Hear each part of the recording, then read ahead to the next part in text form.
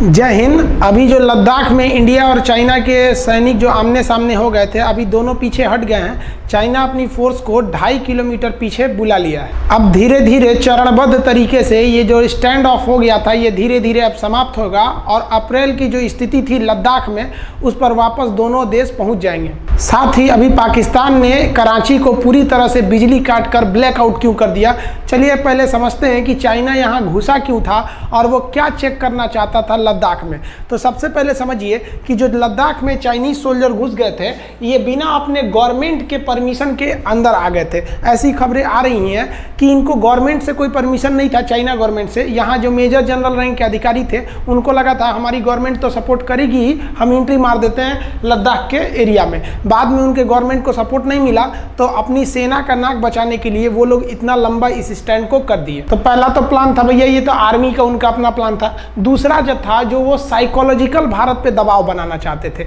वो पाकिस्तान के through message दिलवा रहे थे। एक्चुअली चाइना के लोग direct YouTube, Facebook, Instagram, WhatsApp पे नहीं जुड़े होते हैं। वो पाकिस्तान के लोगों से इंडिया पर मैसेज करा रहे थे कि चाइना भारी पड़ेगा हिंदुस्तान पर। चाइना के पास एयरफोर्स है, पनडुब्बी है, उसके पास हथियार हैं बहुत ज़्यादा। और चाइनीज़ मीडिया ने भी एक वीडियो जारी किया था जिसमें उन्होंने दिखाया था कि उनके जो सोल्जर्स हैं कितने जल्दी डिप्लॉय हो जाते हैं और 1 घंटे के अंदर अंदर वो कहीं पे भी हजारों की फौज उतार सकते हैं। और उन्होंने लद्दाख के बॉर्डर के पास उतारा भी था। लेकिन इस साइकोलॉजिकल प्रेशर का भारत पर कोई भी प्रभाव नहीं पड़ा। तीसरा जो रीजन था, वो वर्ल्ड रिएक्शन चेक किया। चाइना ने इसी बीच चेक किया कि वर्ल्ड का रिएक्शन क्या आता है। तो वर्ल्ड का रिएक्शन चाइना के नेगेटिव ही गया था।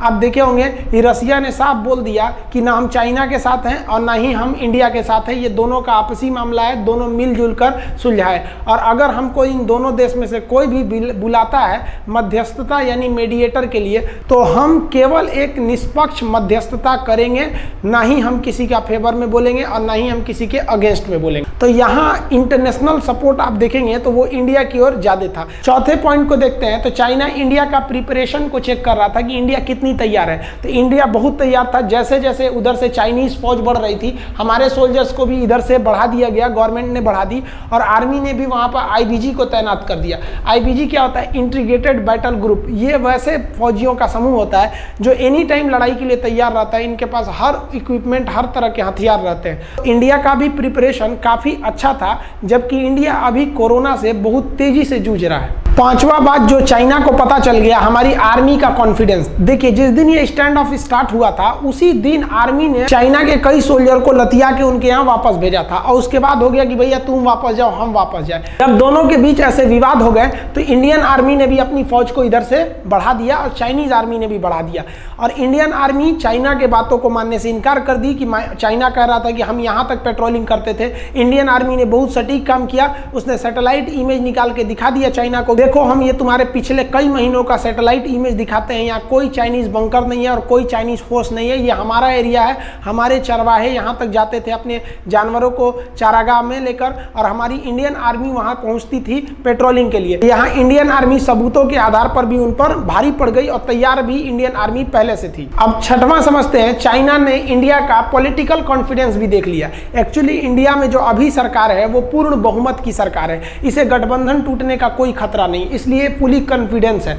दूसरा आप देखे होंगे तो इन सभी विवाद में चाइना की ओर से ज्यादा स्टेटमेंट आ रहे थे और भारत की ओर से कम स्टेटमेंट आ रहे थे। ज्यादा स्टेटमेंट वही देता है जो ज्यादा घबराया रहता है। इंडिया की ओर से बहुत सहज स्टेटमेंट आते थे कि बॉर्डर की किसी भी स्थिति को सुधार लिया जाएगा और अगर छोटे मोटे लड़ाई भी होते हैं तो इंडिया उसके लिए पूरी तरह तैयार है। भारत सरकार ने भी स्पष्ट कह दिया था कि हम 1 इंच जमीन भी नहीं खोएंगे। इसी बीच अमेरिका ने भी प्रस्ताव दिया कि वह मध्यस्थता करेगा, तो भारत ने उसके प्रस्ताव को मना कर दिया। कहा कि हम जो हैं सक्षम हैं, हम दोनों देश एक दूसरे के बॉर्डर पे जो डिस्प्यूट हुए हैं उसको सुलझाने के लिए। अगर बातचीत से हो जाती है तो ठीक है, और नहीं तो लड़ाई होगा तो उसमें भी हम तैयार हैं। सातवां जो पॉइंट था वो इंडिया के पीपुल्स का रिएक्शन था। इंडिया के पीपुल्स का क्या रिएक्शन था? देखिए, इंडिया एक डेमोक्रेटिक देश है। यहाँ अगर बड़ी आबादी किसी विचारधारा को मानता है तो सरकार को भी उसको मानना पड़ेगा, क्योंकि क्योंकि फिर इलेक्शन में उन्हीं के पास जाना है वोट मांगने। तो हिंदुस्तान के 80% लोगों का यही कहना था कि हम अपनी ज़मीन अब नहीं खोएंगे, चाहे इसके लिए युद्ध भी हो जाए। तो चाइना को लग गया था कि इंडिया की गवर्नमेंट अपने पब्लिक के अगेंस्ट में नहीं जाएगी, इसलिए वो भी अपने इस रुख पे थोड़ा सा सॉफ्ट हुआ। जो 8वां पॉइंट है वो चाइना पर ऑनलाइन प्रेशर का है। देखिए आजकल जो ऑनलाइन है, ट्विटर, फेसबुक, इंस्टाग्राम इत्यादि पर इंडिया वालों ने पूरी चाइना के खिलाफ एक लामबंद हो गए। आप देखे होंगे टिकटॉक की रेटिंग गिरा दी गई, टिकटॉक के अगेंस्ट में एक नया ऐप बना दिया गया, मित्रों ऐप। हालांकि उस ऐप का जो कंस्ट्रक्शन का जो पासवर्ड था वो पाकिस्तान के एक ऐप से मिल गया था, इसलिए गूगल ने उसे डिलीट कर दिया। बाद में गूगल ने कहा था कि आप थोड़ा बहुत चेंज कर देंगे तो उसे बना दिया जाएगा। तो ये ऑनलाइन जो दबाव था चाइना पर इंडिया के लोगों का वो काफ़ी ज़्यादा था, और वर्ल्ड का भी प्रेशर ज़्यादा था। एक तो उन लोगों ने कोरोना फैलाने का अलग से ही आरोप लगाया उनके ऊपर।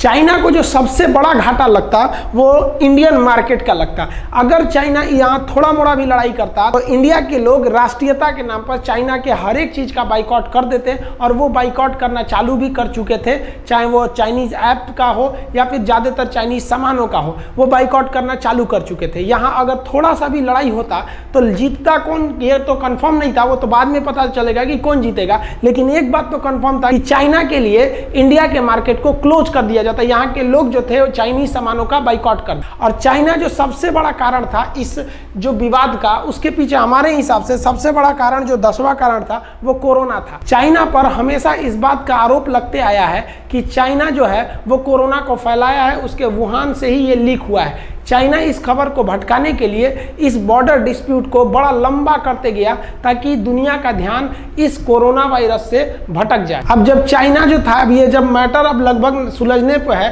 तो अभी इसी बीच चाइना का ये जो पाकिस्तान है, पाकिस्तान जो है ना चाइना का रखेल है, रखेल समझते हैं लोग ना, ये पाकिस्तान जो है, चाइना जैसे देखा कि चाइना के बॉर्डर पे अब चाइना पीछे हट रहा है, तो एक नया नौटंकी पाकिस्तान चालू कर दिया। पाकिस्तान का जो शहर है कराची, ये इसका मेन पोर्ट है कराची। यहाँ पर बहुत बड़ा शहर है पाकिस्तान का कराची।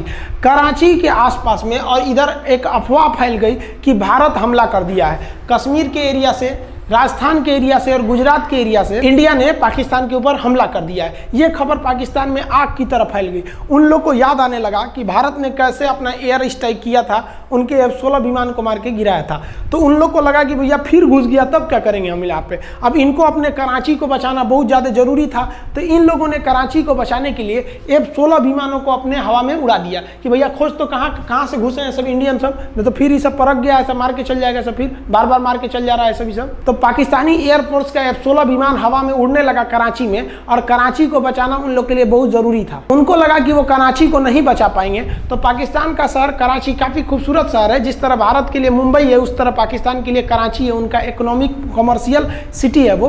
तो ये कराची को बचाने के लिए कराची को उन्होंने ब्लैकआउट कर दिया। ब्लैकआउट क्या होता है, पूरी बिजली की मेन सप्लाई काट दी जाती है, पूरा शहर अंधेरा कर दिया। उनको लगा कि अंधेरा कर देंगे तो भारतीय पायलटों को कम दिखेगा, नहीं तो बहुत भयानक धोखे जाएगा सभी सब। इसलिए उन लोगों ने कराची को क्या कर दिया था, ब्लैकआउट कर दिया। उसके बाद जब उनको पता चला कि इंडिया का कोई विमान ही पाकिस्तान में नहीं गया, अब क्या करें, उनका F-16 विमान पाकिस्तान में खोज रहा था भारतीय जहाजों को, अरे कोई गया ही नहीं था वहां पे। अब वो क्या करें, तो उन लोगों ने अपने मीडिया में खबर चला दी कि भारतीय जहाज जो पाकिस्तान में घुसे थे उसे पाकिस्तानी एयरफोर्स ने वापस भगा दिया है हिंदुस्तान की ओर। पाकिस्तान इंडिया की ओर से किए गए एयर स्ट्राइक से इतना ज्यादा डरा हुआ है कि वो अपनी एयरफोर्स को हाई मार्क नामक ऑपरेशन चलाने के लिए ट्रेनिंग कर रहा है। मतलब अगर भारत अचानक हमला कर दे तो उस स्थिति में क्या करना चाहिए, तो ये एयरफोर्स उस स्थिति में निपटने के लिए एक हाई मार्क नाम का ऑपरेशन को अंजाम देती है। हालांकि भारत से कोई भी विमान पाकिस्तान की ओर हमला करने नहीं गया था, और हम कभी भी किसी दूसरे देश पर हमला नहीं करेंगे जब तक आप कोई नौटंकी नहीं कीजिए। आई होप आप समझ गए होंगे। मिलते हैं हम लोग नेक्स्ट वीडियो में, तब तक के लिए जय हिंद।